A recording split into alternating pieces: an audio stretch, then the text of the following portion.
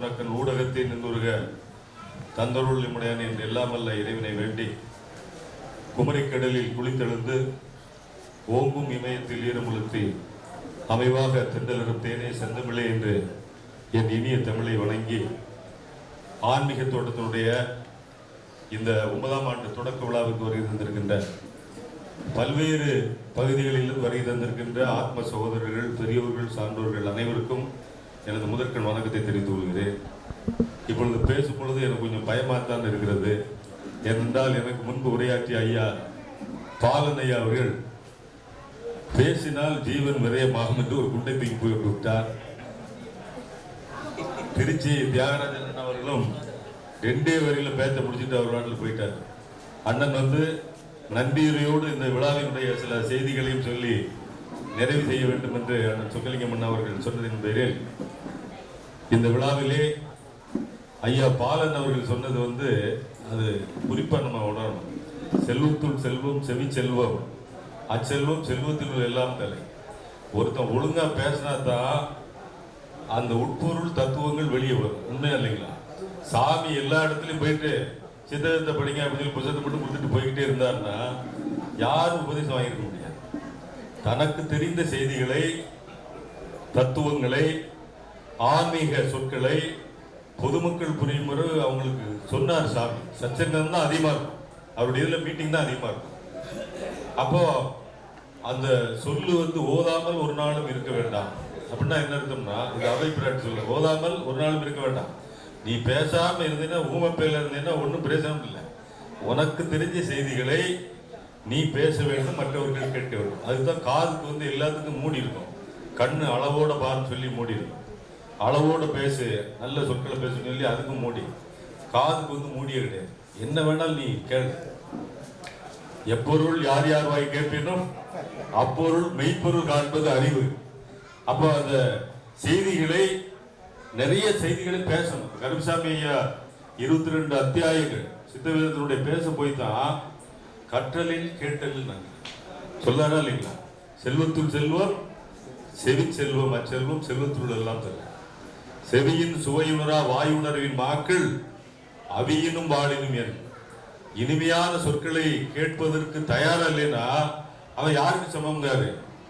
செவியின் சுவையுணரா வாயுணர்வின் மாக்கள், மிருகம் சொல்றார். அப்போ பேச்சு என்பது ஒரு கலை.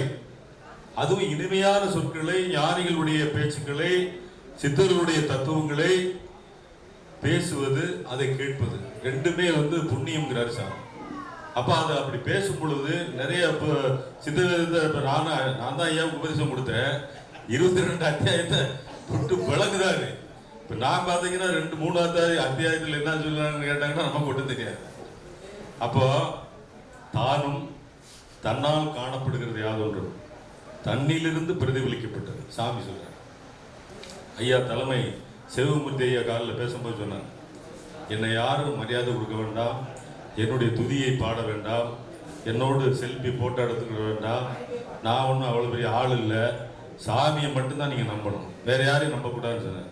சாமி என்ன சொல்றாருன்னா, தானும் கண்ணால் காணப்படுகிறது யாதொன்றும் தான் தான் அப்படிங்கிறார். நான் தான்டா நீ அப்படிங்கிறார். அப்ப உன்னை வழிபட்டாலும் நீ சுவார்ந்த பிரம்மசர் தான், என்ன வழிபட்டாலும் சுவார்ந்த பிரம்மர். அதனாலதான் எங்கும் மனிதர் உனை தேடி இரவும் பகலும் அலைகின்றார், எங்கும் இருப்பது உன்வடிவா எனினும் குருடர் காண்பாரோ, எங்கும் எழுவது உன்குரலா எனினும் செவிடர் கேட்பாரோ, எங்கும் என்றும் எவ்வுயிரும் எல்லாமான இறைவனை. சாமி சொல்ற, நான் தான் சுவானந்த பிரம்மசர் இல்லை, I am lord, you are lord, we are lords. இதைத்தான் இயேசு சொன்னார். நானே வழியும் சத்தியமும் ஜீவனுமாக இருக்கிறேன், எல்லா உயிர்களிலும் நான் இருக்கிறேன் சொன்னார். அப்ப யாரு? நான் மட்டுமில்ல இயேசு, நீயும் இயேசு தான். நான் மட்டுமில்ல சிவானந்த பரமஹம்சர், நீயும் சிவானந்த பரமஹம்சர் தான்.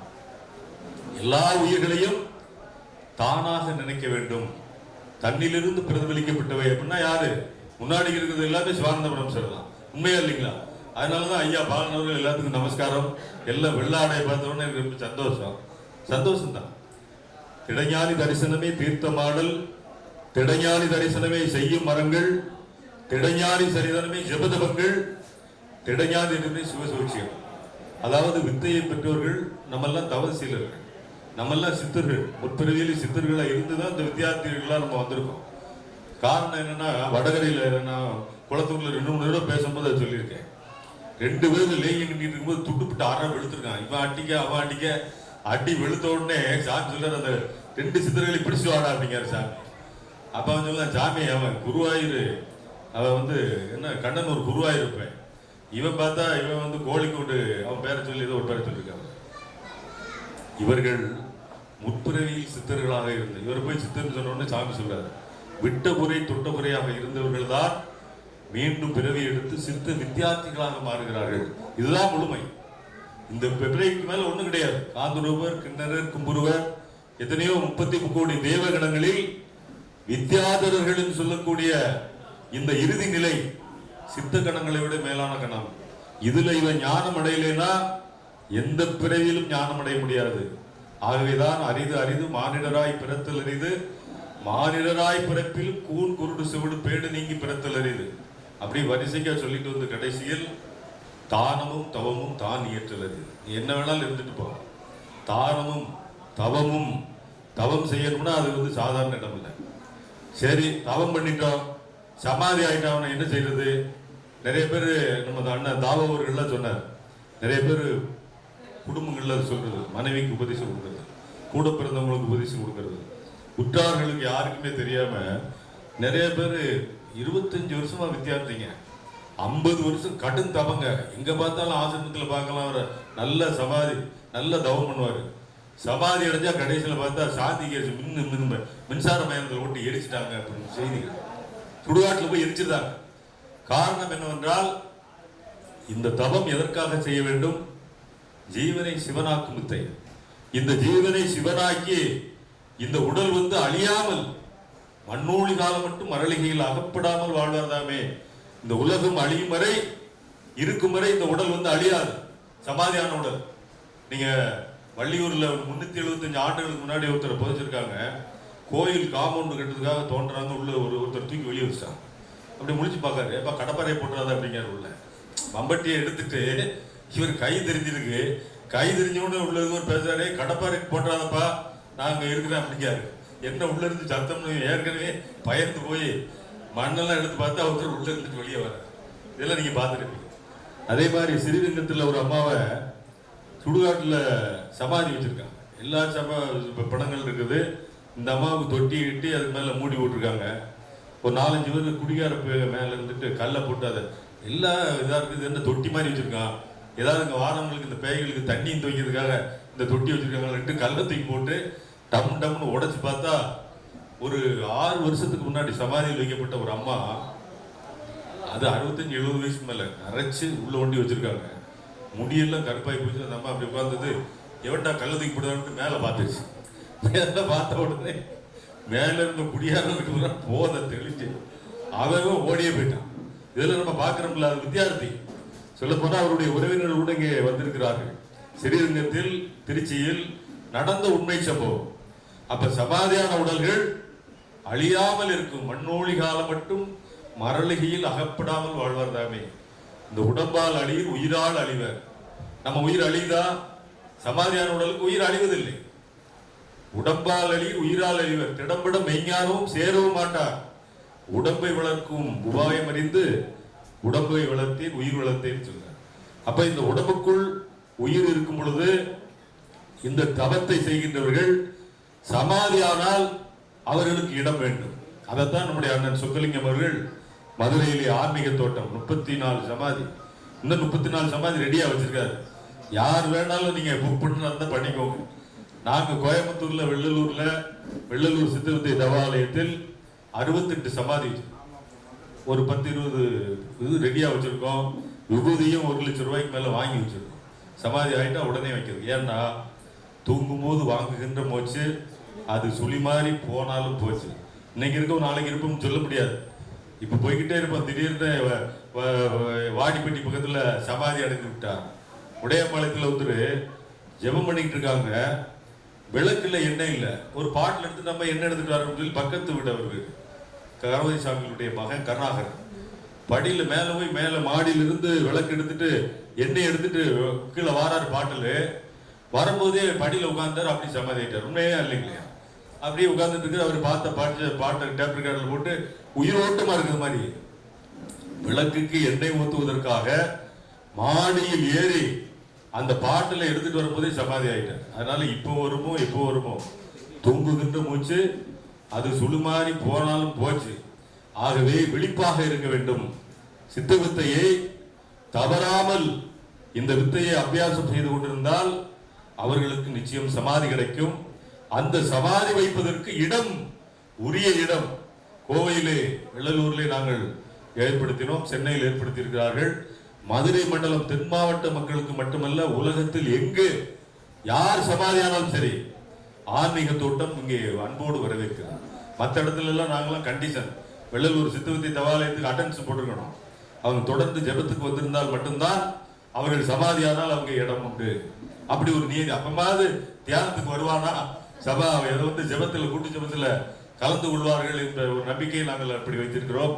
ஆனால் இங்கே ஜெபத்துக்கு வராவிட்டாலும் பரவாயில்லை, இங்கே இடம் உண்டு, சமாதியானவர்களுக்கு இடம் உண்டு அப்படின்னு நம்முடைய அண்ணன் சொக்கலிங்கம் அவர்கள் 34 சமாதி தமிழ்நாட்டிலே எல்லா சமாதிகளும் ஒரு மாதிரி இருக்கும். ஆனா அங்க இருக்க சமாதிக்கு பாருங்க, சீரியல் போட்டு ஜெகஜோதியா.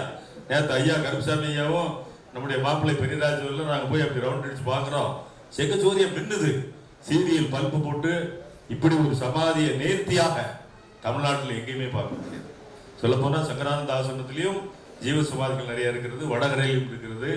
அந்த சமாதியானவர்களை நினைவுபடுத்தி அவர் எந்த தேதியில் அவர்கள் சமாதி அடைந்திருக்கிறார்கள் அழைப்புதலே போட்டிருக்கார்கள். செத்து போயிட்டாலும் நிறைய பேர் அவங்க சொந்தக்காரங்க கூட நிறைய பேர் வரதில்லை.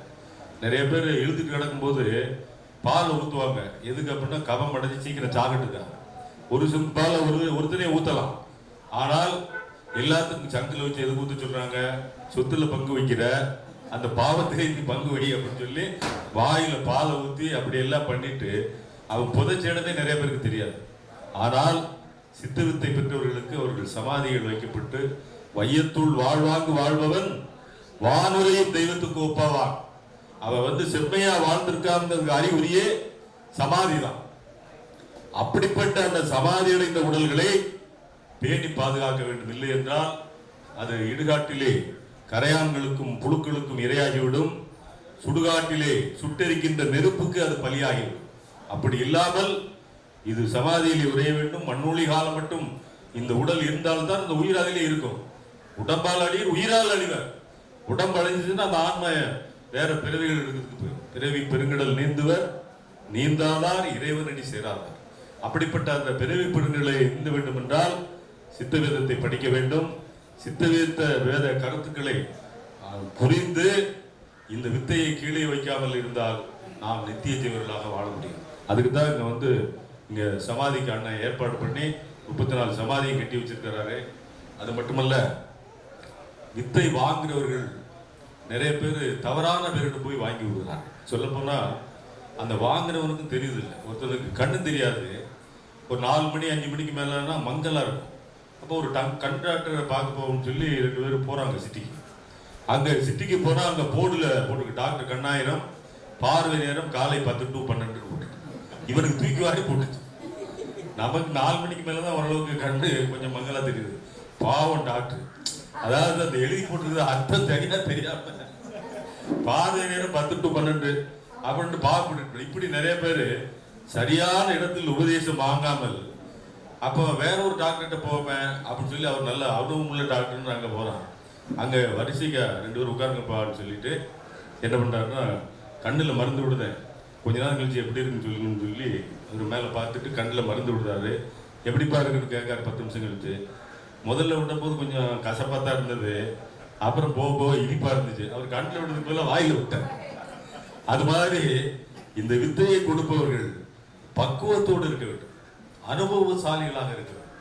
சித்த வேதத்தினுடைய 4 அத்தியாயத்தையாவது ஓரளவுக்கு படித்து தெரிந்து அனுபவம் உள்ளவர்களாக இருக்க வேண்டும். அனுபவங்களை வந்து சொல்லக்கூடாதுன்னு சேவகமூர்த்தி சொன்னார். உண்மைதான். ஏன்னா நான் அப்படியே அடைஞ்சிட்டேன், இப்படி அடைஞ்சிட்டேன், அதை பார்த்துட்டேன், இதை பார்த்துட்டேன் அப்படின்னு சொல்லும் போது மற்றவங்களுக்கு நமக்கு கிடைக்கலையேங்கிற ஏக்கம் அல்லது அதை நோக்கி செல்கின்ற மனம் ஏற்படும் என்பதற்காக அனுபவங்களை சொல்லாதிருங்கள் என்று சாமி அவர்கள் சொன்னாலும் கூட சில அனுபவங்கள் நம்ம நட்பு ரீதியாக வித்தையின் மீது நம்பிக்கை ஏற்படுவதற்காக சில நேரங்கள் பேசித்தான் ஆக வேண்டி இருக்குது. அப்படிப்பட்ட அனுபவங்கள் சாமியை சொல்லியிருக்கார், சாமி நடத்தி காட்டி இருக்கிறார்.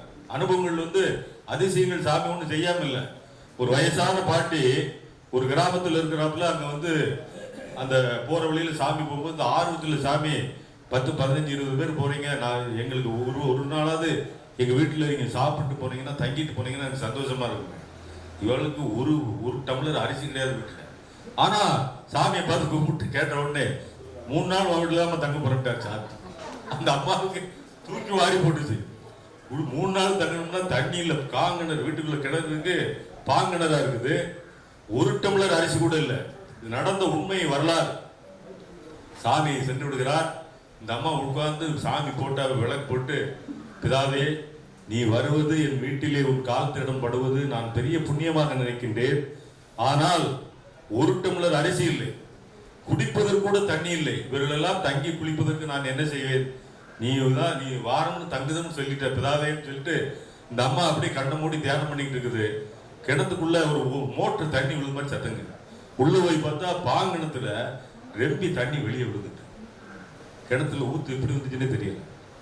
அதுக்கப்புறம் அந்த ஊர்ல ஒரு பெரியவருடைய வீட்டுல அவங்க வீட்டுல ஒரு பாட்டி இறந்துருக்காங்க. நம்ம கிராமங்கள்லாம் தெரியுமா அவங்களுக்கு, அரிசி மூட்டைகள் காய்கறி எல்லாம் இறந்த ஒரு வீட்டுக்கு கொண்டு பட்டினி அமர்த்துதல், அது போய் அவங்க கொண்டு போடுவாங்க எல்லாத்தையும், பருப்பு அது இதுன்னு. இவர் என்ன பண்ணிட்டாருன்னா, அந்த அம்மா ஒத்தையில இருக்கு, பிள்ளை குட்டி இல்லாதது, ரொம்ப அனாதையா இருக்குது, மாட்டு வண்டியில 4 மூட்டை அரிசி, பருப்பு, அப்பளம், இலை எல்லாத்தையும் அள்ளி போட்டு அந்த அம்மா வீட்டுல ஒட்டி இறக்கு அப்படின்னு சொல்லி அவர் பணக்கார ஒரு செல்வந்தர் வீட்டுக்கு வந்த பொருள்கள் எல்லாம் அந்த பாட்டியினுடைய வீட்டுக்கு செல்கிறது. ஆச்சரியமா இருக்கு, கிணத்துல தண்ணி வந்தாச்சு. இனி சாமி வந்தா எத்தனை நாள்? 3 நாள் இல்ல 30 நாளைக்கு சாப்பாடு கொடுத்துக்குள்ள அரிசி, பருப்பு, காய்கறி எல்லாம் இறங்கியாச்சு. அப்ப சாமியினுடைய வித்தைக்கு எவ்வளவு பவர் இருக்குது. இந்த வித்தையை செய்பவர்கள் இந்த வித்தையை கீழே வைக்காமல் சதாகாலம் அபியாசம் செய்து கொண்டிருந்தால் எல்லாம் நடக்கும் அப்படிங்கிறது சாமி திருவிளையாடல் புரிஞ்சிருக்கு. இந்த வித்தையை பெற்றவர் சாவதில்லை அப்படின்னா ஒரு ஆளையாவது காட்டினா தானே சாமி நாம நம்ப முடியும். யாரையாவது காட்டுங்க, சும்மா சொல்லிட்டு போனீங்கன்னா அதெல்லாம் எல்லா பேரும் செத்தான் போறான், சமாதி வைக்க போறோம், நாங்க பாவம் செத்தது மாதிரி தான் இருக்கு. என்ன சாமி சொல்றீங்க? நம்பவே இல்லை சாமி காலத்துல. உடனே ஒருத்தர் ஒரு கல்லடு உள்ள வெட்டி பார்த்தா 100கணக்கான பேர் தங்க சிலையா உட்காந்து பார்த்தவர்கள் அதிர்ச்சி அடைந்து போனார்கள். இத்தனை சமாதியை காட்டுங்க சாமி, இவர்களுக்கெல்லாம் உபதேசம் கொடுத்தது யார்? உபதேசம் கொடுத்தது நாம் தான். எப்பொழுது கொடுத்தீர்கள்? இது 40,000 ஆண்டுகளுக்கு முன்பு நம்மால் உபதேசம் கொடுக்கப்பட்டவர்கள். அதனாலதான் ரிஷி மூலம் நதி மூலம் ஆய்வு செய்யக்கூடாது.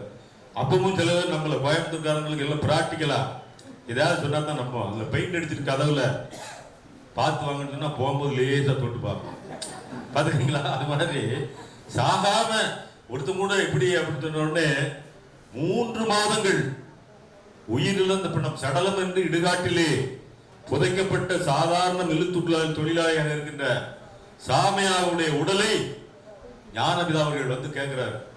ஒருத்தர் செத்து போயிட்டான்னு சொல்றீங்க, அவன் சாக மாட்டான். என் வித்தையை பெற்றவர்கள் சமாதி நிலைதான் அடைவார்களே ஒழிய சாக மாட்டார்கள். அப்ப எங்க புதைச்சிருக்குது அந்த சுடுகாட்டை போய் பார்க்கிறார். பார்த்துட்டு மாவட்ட ஆட்சித்தலைவர், பிரிட்டிஷ் அரசாங்கம் நடக்குது, காவல்துறை அதிகாரிகிட்ட போய் கேட்கிறார், இது ஏதாவது கம்ப்ளைண்ட் வராம நாங்கெல்லாம் அதெல்லாம் தோண்ட மாட்டோம். உடனே சாமி யாரு? காவல்துறை அதிகாரி. பாருங்க, ஐபிஎஸ் அதிகாரி கருப்புசாமி ஐயா உட்கார்ந்துருக்காரு, மாப்பிள்ள பெரியராஜ் காவல்துறையா உட்கார்ந்துருக்காங்க. ஏன்னா நம்முடைய ஞானபிதா காவல்துறை அதிகாரியாக இருந்தவர். அவர் சொல்றாரு, நீ அனுமதி கொடுப்பதற்கு எனக்கு ஒன்றும் அவசியம் இல்லை, முறையாக கேட்க வேண்டும் என்பதற்காக நான் கேட்க வந்திருக்கிறேன். நான் இங்கிருந்து பார்த்தா பன்னிமடையிலே இடுகாட்டிலே ஆலமரத்தடியில் புதைக்கப்பட்டிருக்கின்ற அந்த சடலம் எழுந்து இங்கு மாவட்ட ஆட்சித்தலைவர் உன்னுடைய அலுவலகத்துக்கு வரும் அப்படின்னு சாமி சொன்ன உடனே நடுங்கிட்டான். ஏற்கனவே பிரிட்டிஷ்காரன் நிறைய அதிசயங்கள்லாம் அதை பார்த்து பிரமிச்சு போயிருக்கிறான். இந்த நேரத்துல சாமையா நடந்து வருவான் அப்படின்னு சாமி சொன்ன உடனே பயந்து அனுமதிக்கப்படுகிறது. இடுகாட்டிலே அந்த சடலம் அழகா தோண்டி எடுக்க சாமி தோண்டி எடுக்கிறார். குருநாதன் சீடனுக்கு சமாதி வைத்த இடம் உலகத்திலே ஒன்று இருக்கிறது என்றால் அது பன்னிமடை சாமையா ஜீவ சமாதி. கொங்கு நாடு கோயம்புத்தூர்ல இருக்கிறது. தோண்டி எப்படி எடுக்கிறார்? தனக்கு சமாதி வைக்க வந்திருப்பவர் தன்னுடைய குருநாதன் என்பதை அறிந்தவுடன் அப்படியே கண்ணில் இருந்த ஆனந்த கண்ணீர் அன்று பூத்த தாமரை மலர் போல் இருப்பதை கண்டு ஞானபிதா அவர்கள் மெய்மருந்து வைக்கப்பட்ட சமாதி, அப்படிப்பட்ட சமாதிகள் உருவாக வேண்டும் என்ற உயர்ந்த எண்ணத்தில் தான் அண்ணன் சொக்கலிங்கம் அண்ணா அவர்கள் ஆன்மீக தோட்டத்திலே அற்புதமான இந்த சமாதி வளாகத்தை ஏற்படுத்தி, நீங்க அது வரும்போதே பாத்தீங்கன்னா நிறைய சுடுகாடு தாண்டி தான் வர வேண்டியது. நேரத்தில் நாங்கள் இருட்டுக்குள்ள வாங்கி போனோம், ஒரு தூண்ல சுண்ணாம்பு அடிச்சு வச்சுட்டு திடீர்னு பயந்துட்டோம், ஏதோ ஒரு வெள்ளையா நிக்க. ஏன்னா அது சுடுகாடா இருந்தா நமக்கு தெரியாது, இது வேற இடமா இருந்தா தெரியாது. சுடுகாடா இருந்ததுனால அரண்டவங்களுக்கு இருண்டதெல்லாம் பேயின மாதிரி அந்த இடத்துக்கெல்லாம் நீங்கள் போகாமல் இந்த இடத்துக்கு வர வேண்டும் என்றால் நீங்கள் சித்த வித்தையை தொடர்ந்து செய்யுங்கள். சித்த வித்தையை கீழே வைக்காமல் அபியாசம் செய்தால் ஆன்மீக தோட்டத்தில் உங்களுக்கும் ஒரு 34 சமாதி ரெடியாக இருக்கிறது என்று அண்ணன் சொக்கலிங்கம் அவர்கள் சொல்வதை நாம் நினைவு கூர்ந்து இங்கே வந்திருந்த அத்தனை ஆத்ம சகோதரர்கள், பெரியோர்கள், சான்றோர்கள், தலைமையேற்று இந்த விழாவை நடத்திய அண்ணன் சேவகமூர்த்தி அவர்கள், சிறப்பாக சொற்பொழிவு நடத்திய ஐயா SV கருப்பசாமி IPS அவர்கள், மாப்பிள்ளை பெரியராஜ் அவர்கள், ஐயா பாலன் அவர்கள், இடி முழக்கம் போல் முழங்கி வெளியே மருந்து விற்பனை செய்து கொண்டிருக்கின்ற அண்ணன் வேலூர் பழனி அவர்கள் மற்றும் பிரம்மஸ்ரீ தாவோ அவர்கள் போன்ற அற்புதமான பாண்டியராஜ், அண்ணன் பாண்டியராஜ் அவர்கள் போன்ற இனிமையான சொற்பொழி ஆற்றல்களுக்கும் இந்த ஆன்மீக தோட்டத்தின் சார்பில் நன்றி கலந்த வணக்கத்தை தெரிவித்து, இதற்கு உதவியவர்கள், அன்னம் அளித்தவர்கள், சமையல் கலைஞர்கள், ஒளி அமைத்து கொடுத்தவர்கள், அண்ணனுடைய அழைப்பை ஏற்று பல்வேறு இடங்களில் வந்த ஆத்ம சகோதர சகோதரிகள் அனைவரும் எல்லாம் அல்ல இறைவனுடைய அறிவினாலும் ஞானபிதா சுவாமி சிவானந்த பிரபுடைய அருள் பேராற்றலாலும் கலையாத கல்வியும் குறையாத வயதுமோர் கவடுபாடாத நட்பும் கன்றாத வளமையும் குன்றாத இளமையும் கழுப்பு இல்லாத உடலும் தவறான சந்தானமும் தாழாத கீர்த்தியும் மாறாத வார்த்தையும் அன்பு அகலாத மனைவியும் என்று வரிசையாக அபிராமிப்பட்டர் அந்த ஆதிபராசக்தியை வேண்டுவதை போன்று ஞானும் ஞானபிதா சுவாமி சிவானந்த பிரபுசரை வேண்டி பல்லாண்டு பல்லாண்டு பல்லாயிரத்தாண்டு 16 செல்வங்களும் பெற்று பெருவாழ் வாழ்க என்ற என் உரையை நிறைவு செய்து உங்களுக்கு தியான மண்டபம் காத்திருக்கிறது. 12 to 1 உங்களுக்கு ஜெபம், அதற்கு பின்புதான் ஈட்டிங் என்பதை கூறிக்கொண்டு அறுசுவை உணவு உங்களுக்கு காத்திருப்பதாக கூறி, அண்ணன் ஏதாவது பேசுறீங்களா? அவ்வளவுதான், விழா இனிதை நிறைவுறுகிறது. மீண்டும் 10ஆம் ஆண்டு தொடக்க விழாவுக்கு சந்திப்போம் என்று கூறி விடைபெறுவோம். நன்றி, வணக்கம்.